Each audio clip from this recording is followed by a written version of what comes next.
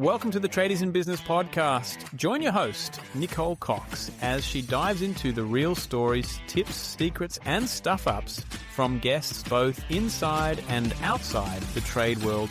Nick is here to help you break free from the grind, reduce money stress, and build a trade business that truly works for you. So grab a brew, put your phone on silent, and get ready to be inspired. Hello, listeners. Welcome to the Tradies in Business podcast. I have the wonderful Christy Lee Billett with me today. Hello, Christy Lee.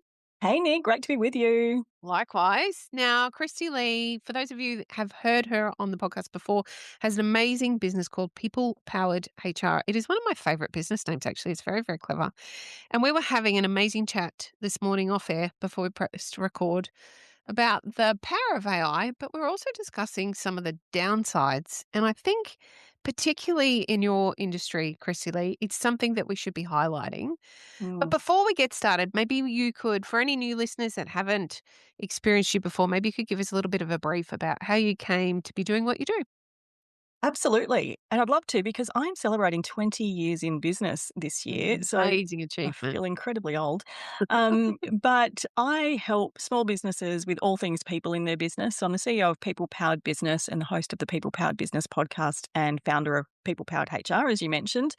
And I love helping business owners to build amazing teams, the right teams for their business, to help them have really successful businesses, but also to give them freedom from their business. So they're not working 60 hours a week and hating their team and hating their business. And technical HR is certainly part of that, as well as how to be a great boss and just mastering the mental game of being the boss in your business. It is a mental game. That's Yeah. such a great statement. It really is a headspace game that we play. And I Hmm. think one of the myths around people management is to get support, we need to be a big company. Yeah. In actual fact, I think the best results I see is when people gain support right from the very beginning. Yeah, 100%. You need to I have support in my business and I Yeah. always have.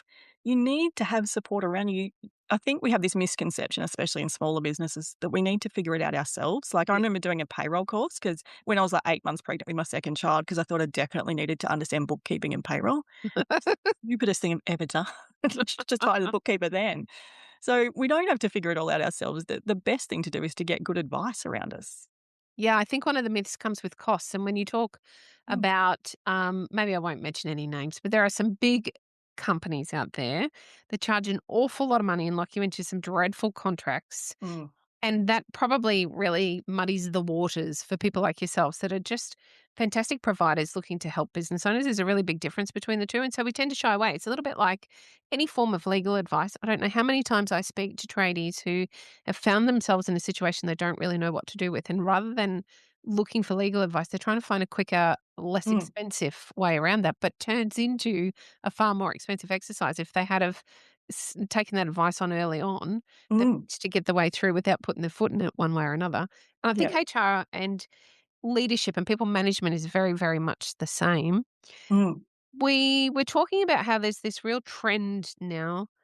I think in all business owners, but I'm really seeing it in sort of the sub 40-year-old business owners are very reliant on ChatGPT or other AI models to gather all of their information.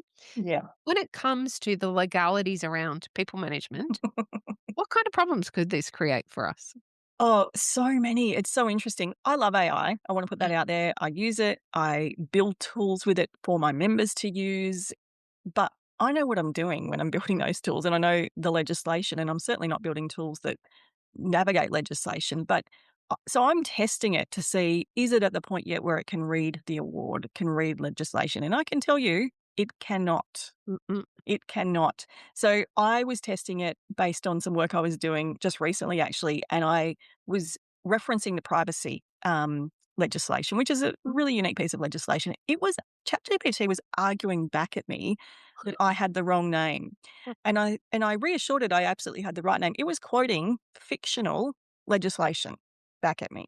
Oh, Now, that's it was great. very believable. Like, if Yeah. you didn't know that legislation, you would 100% have believed that ChatGPT was telling you the right thing. And Mm, and that's the risk with it. It is so believable, and mm. you don't know what you don't know, so you don't know to question it or to ask this follow-up question. it also doesn't know your business to Yeah. ask you follow-up questions that give it the context to give the advice. So that's where I see real challenges. In fact, I had a member recently suggest that they might just use ChatGPT to write a contract for their Oh, business. no, no, no, And no, no. I said, "Whoa up. Let's," and not an employment contract, a different type of business contract. No, it's not, and they were being told by, a family member, "Oh, it'll be fine. You don't need a lawyer.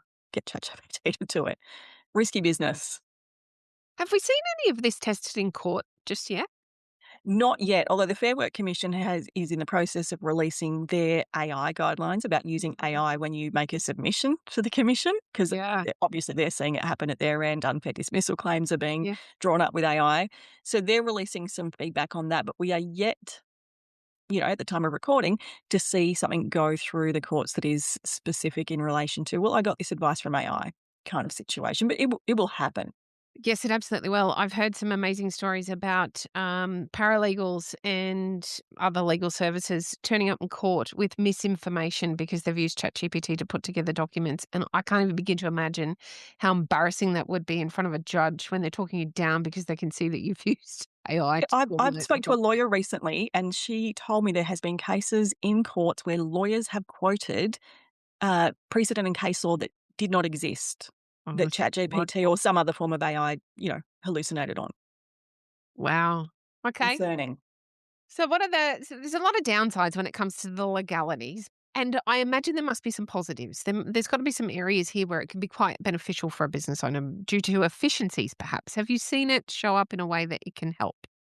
Absolutely. Yeah, I definitely, like we all do, the whole blank page thing is always a problem. Like, you Mm, need to have, create some communication to the team. Maybe you need to communicate something really difficult, you're not sure how to approach it. It can absolutely help with that, and I think with all the AI tools, the more you train it, like, you treat it like an employee in a lot of mm, ways. You've mm, gotta train it. So, what I have done for our members, is built out, for example, there's some custom GPTs that we've mm. built out. I have trained them. I have trained them on my own proprietary customized processes, and it's not anything to do with legislation, but things like how to write a great job ad. Yes. So our members have access to a custom GPT that within a few prompts will give them a job ad that Mhm, is ready to go in seek ready format mhm, using the framework that I think works best in the current mhm, market. mhm. So it will get them from blank page to something very quickly. Yes. And then, of course, they should refine it and make it sound like them, because unless you've trained your AI to sound like you, which I've done a lot of work doing, then it's not going to. So that sort of first part of any writing project, but not a contract, nothing legal, but any other writing project, yeah, use it. Great. Go for it. I think that's where it can really support us. And Mm, I was sharing with you off air, I've recently created, using a particular AI platform, a tool that will write your script for any difficult conversation you need to have with a team member in your specific leadership style. So we've got lots of nuance built into it. And I had a member use it. He came to a workshop I ran. He put together this. It was actually a formal warning. We were talking through it on the workshop, and he mhm. had the meeting, and he said it went really well. And he was really worried about having this meeting with this Yeah, of individual. course. Like, of course, he used the script, he had the conversation, they've got an action plan in place. So it's actually helped him get to the point of being able to deliver a more effective conversation, which is great. Yeah. Yeah. I think anything that helps with confidence for a business owner is fantastic, but Mm. it mustn't be blind confidence. And this Oh, is the no, problem with AI. It has a bias of making us happy. That's the entire aim here. Is it wants to please us. especially ChatGPT. That sounds oh, it's dreadful. It's absolutely dreadful. Even when you ask it to be constructive, it doesn't know how to do that. No. But the problem is, of course, when you are dealing with some of these really sensitive issues, and when we're managing people, there are some absolute sensitivities that need to be considered. And then we have the law that we need Mhm, to adhere to. The law that is different and changing all the time. It's very hard for anything to stay on top of it. I mhm, think that the shortcut around this is going to cost businesses quite substantially because the other area that we haven't touched on here is that your team members are using AI as well. mhm. And they're getting themselves educated. I say in air quotes that none of you can see, but they're a bit tongue in cheek. They're getting educated. They think they know what's going on. They can sniff what they believe to be an unfair dismissal out really, really early on, or you're doing something else wrong. Mhm. They're being more prepared now to take that next step in terms of Yes. finding a way to punish you as a business owner quite frequently. And if you don't have that support and you've relied on AI to get you into that position or begin those conversations, you're going to find yourself in a lot of trouble that will be very hard to undo. This all sounds like a lot of fear. And I don't mean to fearmonger. What I'm trying to do here is to make some points around the plus sides, but there are some negatives that must be considered. So there Yeah. are certainly times when we can use it and things we shouldn't. So if we were to give the listeners an example, Christy Lee, on what we shouldn't use it for when it comes to people management, what would you suggest? I think anything where you are getting into that area of anything legislative, but also anything where you're looking at changing the conditions of employment. So Mm. another great example is another one of our members was on that same workshop and she was using, the tool to get the script that she needed. But the conversation she wanted to have was around the reduction in hours due to a downturn in business. Mhm. Now, she can have that conversation and the script will be great. But what AI doesn't know, and that what she was there to ask was, can I legally do this? And there are Yes. some very strict protocols around that kind of thing. You can't just make that happen. You've got to Mm. follow a very strict consultation process that's unfortunately not particularly clearly mapped out by the Commission. So you need to get some advice. And if you don't do that, you run the risk of an unfair dismissal claim because it's one of the key components of a changing condition. So yes, it can help you, but if you don't know that you need to check this part, can I legally do this? Mm. That's when you're going to end up in hot water. And Fair Work have come out and said the number of claims landing on their desk has increased exponentially thanks to AI. I did see that Yeah, earlier today, they're a actually. little busy for the commission. Hey, I must have known I was talking to you today. Yeah. Funny that that comes across my desk. So, okay, we shouldn't use it for anything legal. What should we be doing? Because I think actually maybe I'd like to talk to this as well, Chrisley. I see a lot of my clients, other trades business owners that I've spoken to, they use the stock standard templates available to them through their industry bodies. Mhm. Some of them are great and they're a good foot in the door and they're a great starting point. But when it comes to people management again, so maybe we're talking about employment contracts, Mm. what could we be missing out on? What none of the templates tell you is that it's your job Mm. as the employer to know everything about your award and how it applies. And in trades, especially, your awards are complicated. They That are. like they are horrendous. I think the electrical might be my least favorite award actually. But there's really complicated clauses and allowances, and most business owners that I work with have no clue about those things because the template that you get from any generalized template assumes that you're paying all of those things on top of whatever you're paying the person. And we all know in the trades, to get anyone decent, you are paying a fortune at the moment. Yep. So you definitely do not then want to be paying some of these allowances like annual leave loading, turning up for work allowances, I like to call it, or industry allowances, the awards like to call it. It's ridiculous. And the travel allowances and the electoral award is one specifically that this is a real bugbear in. They are huge, and we all Yeah. know that it can really add up when you've got people in their own car driving between sites. So what AI doesn't know and what these templates don't know is what your award specifically says and what parts of things you're trying to incorporate into a loaded hourly rate or an annualized salary and what you're paying over and above that particular remuneration. And you don't know that either. Mm. And lots of clients come to me in the trades area and say, okay, cool, I want to pay this person this much money. And often it's a lot, $65 an hour or something like that. Mm. And then I say, okay, so what about all these allowances? Oh, God, absolutely not. Do I have to pay those? No, you don't. There are ways around it, but you need a very specific document that needs to be Mm. very well drafted and cover off all the clauses. And most people don't have those in place. And they do run a risk. I've had clients go to the commission because someone's put a claim in to say, I haven't been getting my annual leave loading for 5 years. Then they've audited the business and they've had to back pay it all purely because they didn't have the right documentation in place. Oh, that's gotta hurt. Is it ever too late to do this, Chrisley? So, let's imagine I'm a business owner, or I've got a couple of staff, I've just put together contracts, or I've used templates from industry bodies, or worse still, I've used something like ChatGPT to put together my own contract. I'm listening to you today and I'm thinking, oh shit, I haven't done this right. I need some help. Is it ever too late to go back and revise? Can you recontract with your current team members? Yeah, absolutely. Look, it's never too late. And I know a lot of business owners get really scared about this because what do I say to them? Like, that's the Yeah. big concern. How do I tell them that I've messed it up or I'm giving them a new contract? They're going to ask why. Yes, Mm, all those things are true. But there's ways we can communicate with an employee that, hey, we're updating our paperwork. We've got some updated advice. So we just want everything to be nice and on top of things. So I'm going to give you a new contract. The main thing is you can't change the terms and conditions of of their employment, yeah. obviously. So if Yeah. you've agreed to pay them X amount, you can't change that. Hmm. But you can definitely change the paperwork to make sure you're protected, no Hmm. problems. And, Hmm. I help clients all the time with, okay, and then what's the conversation going to look like? Because that's what they're Yeah. most worried about. How do I Yeah. explain this? And it's usually something really simple like, um, as we're growing, I've got some new advice and I've realized the documentation I've put in place missed some things. So we're just going to update everything to make sure you've got everything you need in your contract. Nothing's changing. You're still being paid the same. The hours are still the Mm. same. The job's still the same. Here's some updated paperwork. And most employees got no problems at all with it. No. No, they don't. I agree. Particularly where you've got good relationships. But even when you've got a challenging relationship, they normally don't mind. No. Not my experience. Chris Lee, I want to do something different with you that we've never done before. Okay.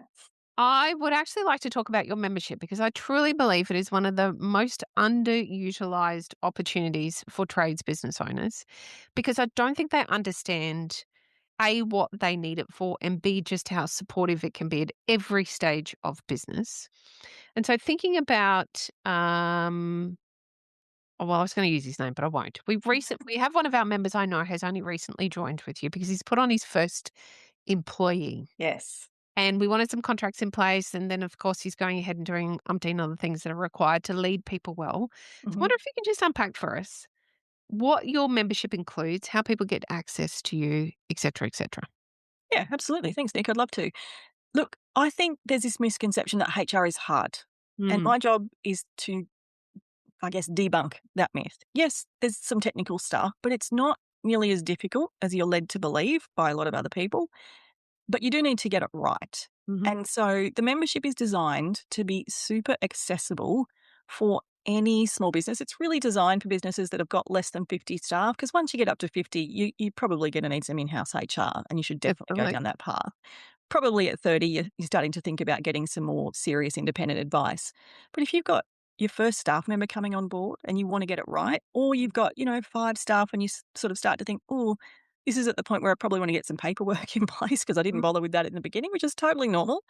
This is kind of the perfect option for you because it's low commitment, low cost, gives you all the resources to basically DIY your HR mm. but with my kind of expertise and guidance along the way. So that's kind of the model that it is. So I'll say up front, it's really, really cheap. It's $97 a month. It's And Nick's always ridiculous. telling me it's too cheap. So I know I can say that.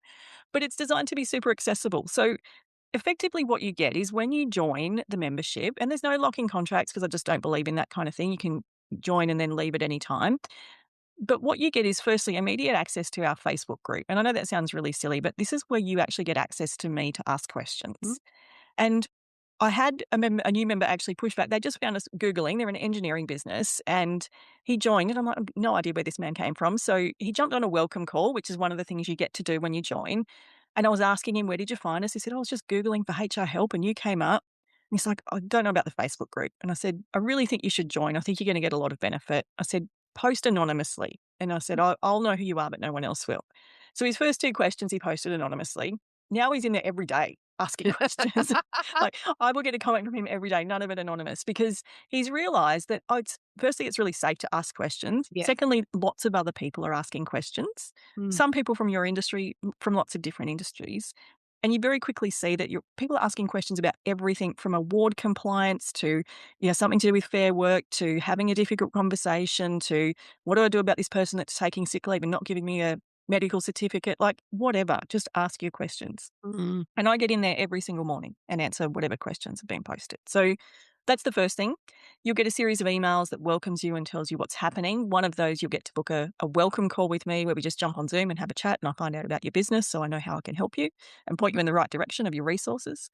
And you get access to our HR Hub, which is basically a library of resources. So we have all those templates in there, contracts, all the things, policies, policy manuals, letters of termination, whatever. There's like hundreds and hundreds of resources in there, as well as a stack of training videos and masterclasses and all the things, and also access to our support bots. So if we've created a custom GPT to write a job ad, that's where you access all of that.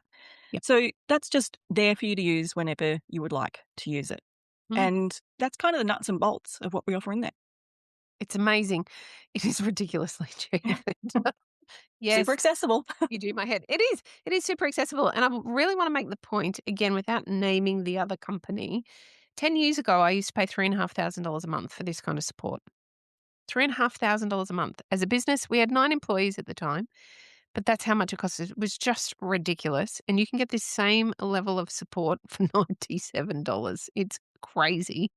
And the thing I think that you get is that I kind of get to know your business. So you're not getting a call center where you might be able to make a call.